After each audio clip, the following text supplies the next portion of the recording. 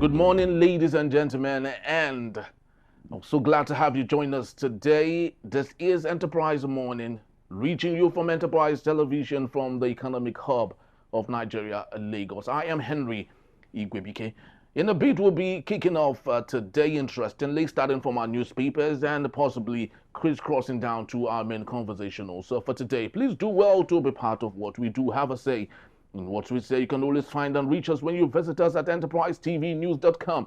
You may equally like, comment, and follow us on all our social media platforms at Enterprise TV7. We're very so honored this morning to have with us, joining us via Zoom, Adeola Soetan, a journalist and public affairs analyst, to see through all that we have from our newspapers and possibly our main conversation for today. Good morning, Mr. Soetan, and welcome to Enterprise Morning today. Yeah. Good morning, viewers. Thank you so very much, sir. So let's kick start today with the first daily on our desk, coming from the Punch newspaper. We have the big story: panic in ADC as EFCC goes after key members. We have two interesting riders to that particular story. EFCC grills the coalition members. Tambuwa over 189 billion naira fraud, insist on probe, and key coalition members push back as anti-graft body summons three other ex-governors. Mr. Soetan, what's your take on this particular matter? Unfortunately, the EFCC we have today is an EFCC that is standing on the mandate and doing the biddings of the APC. But how despicable is this situation? Well, the reality is that EFCC, when you look back at previous governments, EFCC has always been a creation of a sitting government. So forget about being objective or being neutral. But however, as an anti-corruption activist, I will want all corrupt or allegedly corrupt politicians, public office holders, including Mr. President, governors, senators, what have you, to be probed, to be effectively probed. Because everybody knows today, politics is the fastest growing industry for where people invest more and get the highest profit.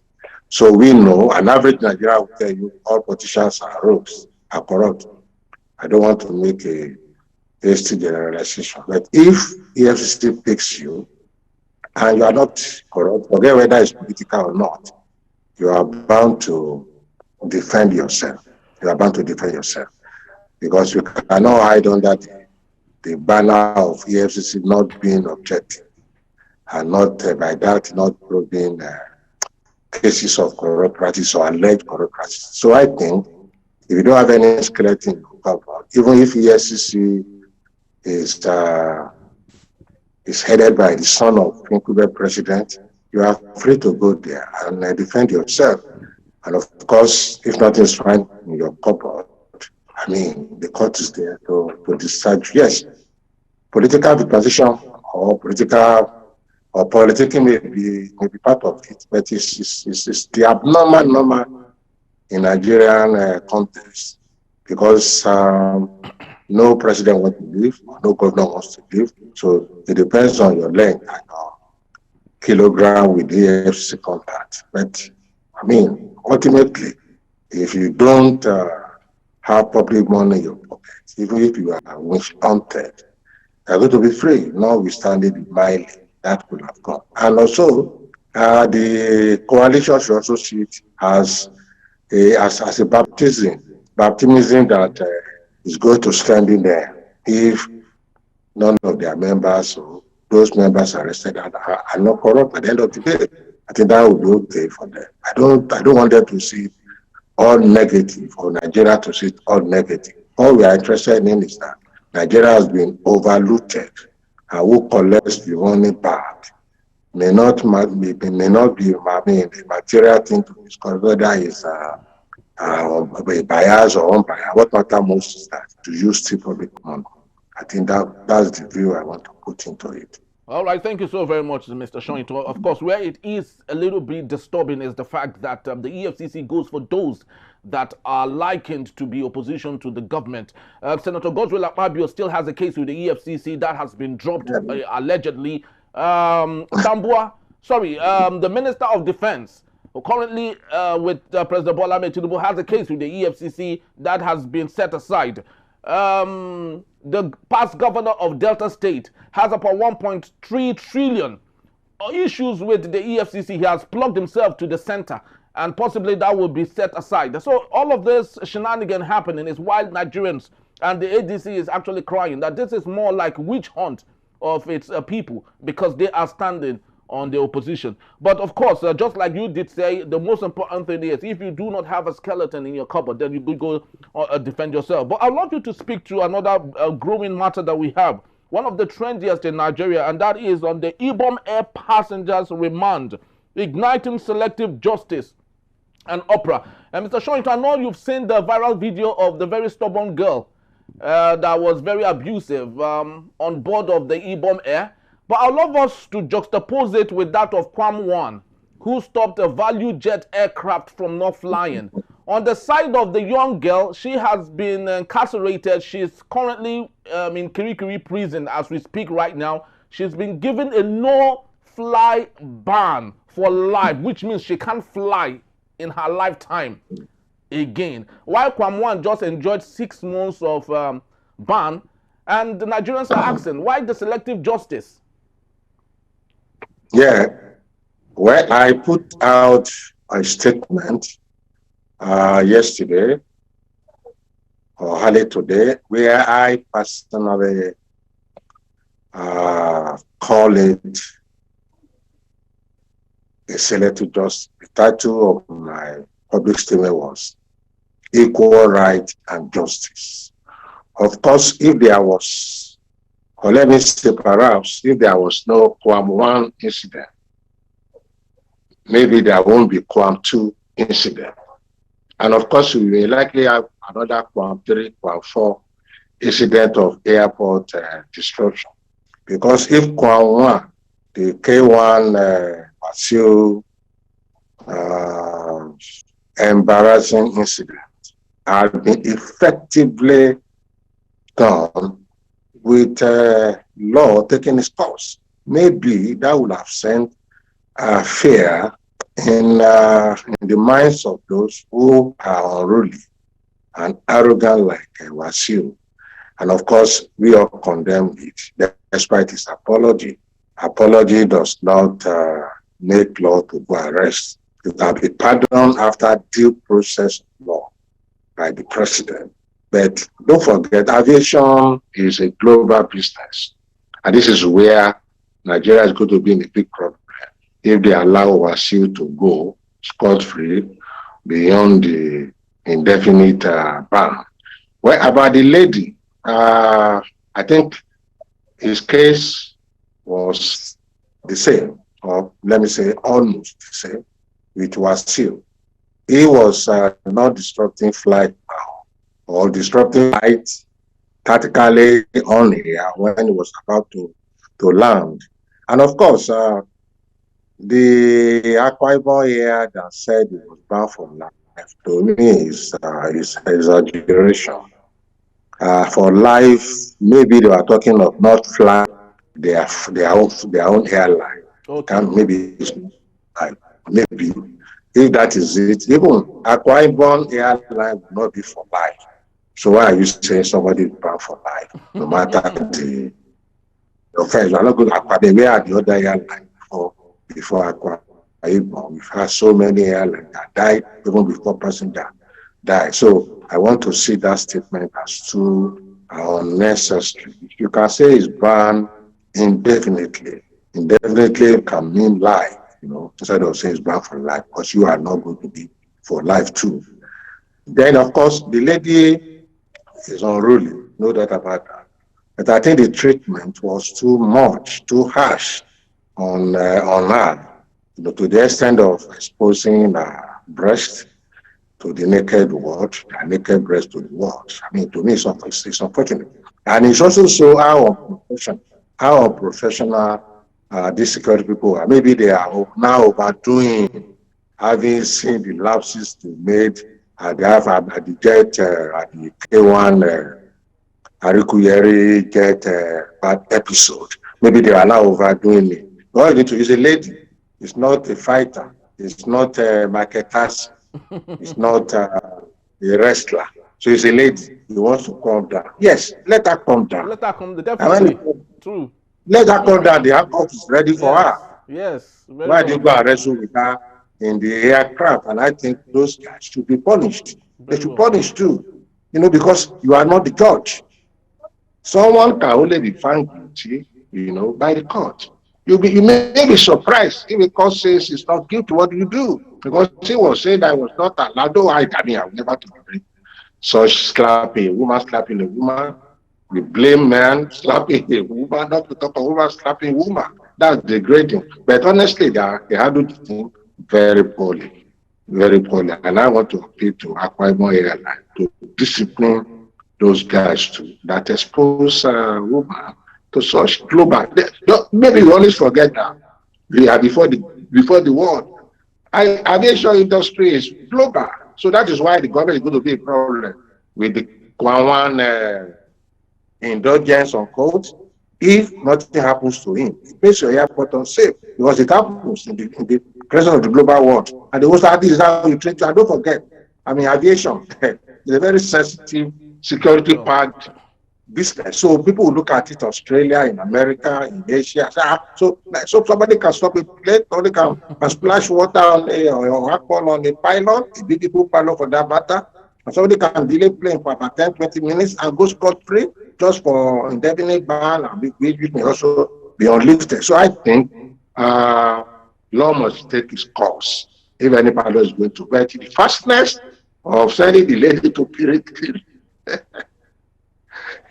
It's funny because if our law is working like that, in fact, everybody will say matter. Nobody, because law shows that law, favors the rich and famous and the privileged, than the other class of we the working masses and the struggling class. So that's what it shows. And you don't want bad president gives right to worst president. Worst president gives right to worst president. I talked about 5 days interval. And you see what happened now. I think my position is on that. It's actually very, very true, Mr. Soetan, because of the way it was handled was quite very poor.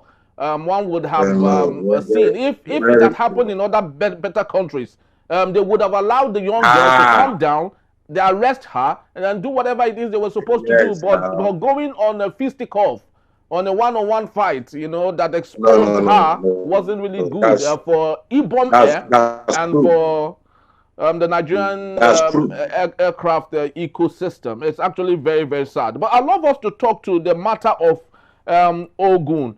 That's Mr. Abiodun of Ogun State removing finally the demolition seal as Daniel threatens Abiodun with lawsuit. Remember, there has been the rumor, not even a rumor, it was just about to go into effect, the demolition of Senator Daniel's home in Ogun State by the governor. I do not know. I'd love you to flesh out that particular story for us, if you may. Well, the reality is that governors in Nigeria, they are the greatest threat and real danger to democracy. And they have been showing that since time immemorial. When Tinubu himself was governor in Lagos State, we saw what happened. It was so dictatorial, so powerful. The same thing applies to Benga Daniel when he was governor of Ogun State. Too powerful. In fact, his regime was encouraging different kind of urban bandits, cultists, campus cultists, to the extent that it became difficult for opposition to breathe. And of course, don't forget now he's succeeded by another person who is also supreme in his own way. So what happens to Daniel maybe is happening, and what Daniel did for his predecessors is happening to him now. by somebody who also is in power, Supremo, and also want to go for the Senate. I've been rumor, I've been posted everywhere. So it's not about us, really. It's not about public interest. It's about private, individual, great interest. Well, if Daniel built on illegal, particularly the hotel in Adeola, which I personally thought should not have been there. Personally, I'm not a regional planner. But when you look at the closeness of the hotel to the governor's office and secretariat, I've not seen such hotel anywhere in the States I've been to in Nigeria, even outside the country. So much located. Well, it may have, I say, legally, but I don't know whether the demolition of that. But for his house in Shagamu, I passed through the place where we were doing National Conscious Party campaign led by Ganifawe, and I was the chairman of the party. I don't think, from my distance observation, I don't think that house, I think Soludero, in the mansion also, I don't think that house, or the service, disobeyed any urban rule, because there are some houses there by the time, talking of years back now. Yes.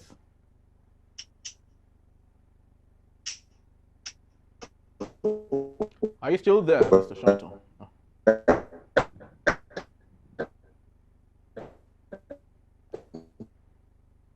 Mr. Soetan, are you still there?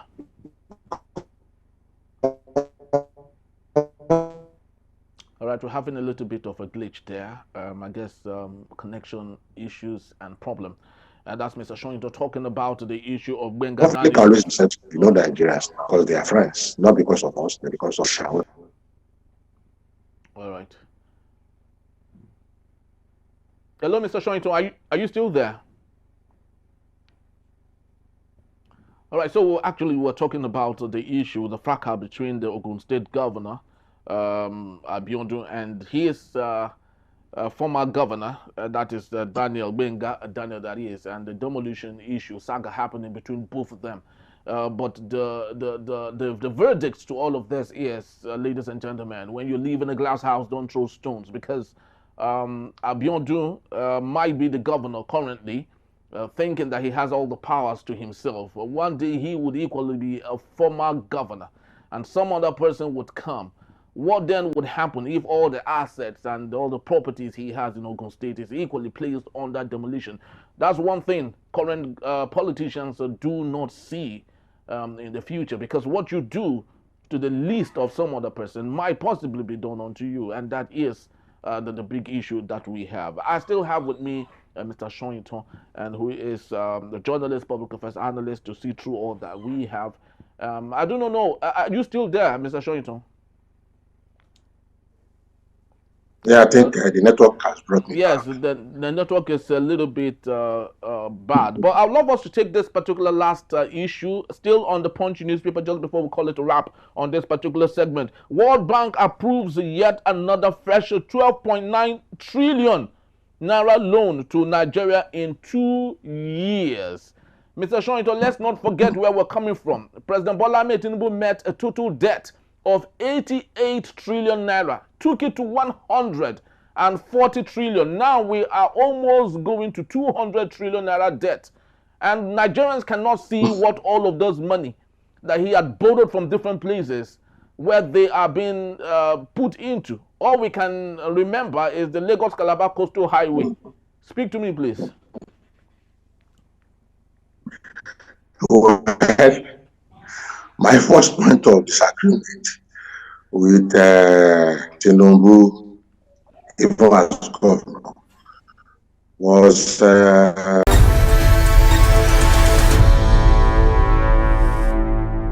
Enterprise TV, a tradition of truth. Enterprise television. Just before we went for that quick break, and we were talking on the issue of the rift between the Ogun State governor and his predecessor, Benga Daniels, and I had with me Mr. Soetan, who was, of course, speaking to some of these things. And before we had that little break, we were equally talking about the World Bank loan approval of 12.98 trillion naira to Nigeria in 2 years. And we were speaking to the issue of why we keep having so much loans when there are so much deficit of good governance. We cannot ascertain where some of these loans are going to, and if there's still need for us to have more loans to Nigeria and to Nigerians. According to statistics, it will take every single Nigerian, if we are 200 million people, about 875,000 naira individually if we are to pay back the so many loans that our governors, our presidents have taken over the years. Very so sad, but that is the reality before us. So that's about the time we have for this particular segment, and many thanks to Mr. Soetan for being part of it. And when we return, Lawal claims election rigged, insists Obi defeated Tinubu in the February 25th, 2023 general elections. That in a bit is still Enterprise Morning. Please don't go anywhere. We'll be right back.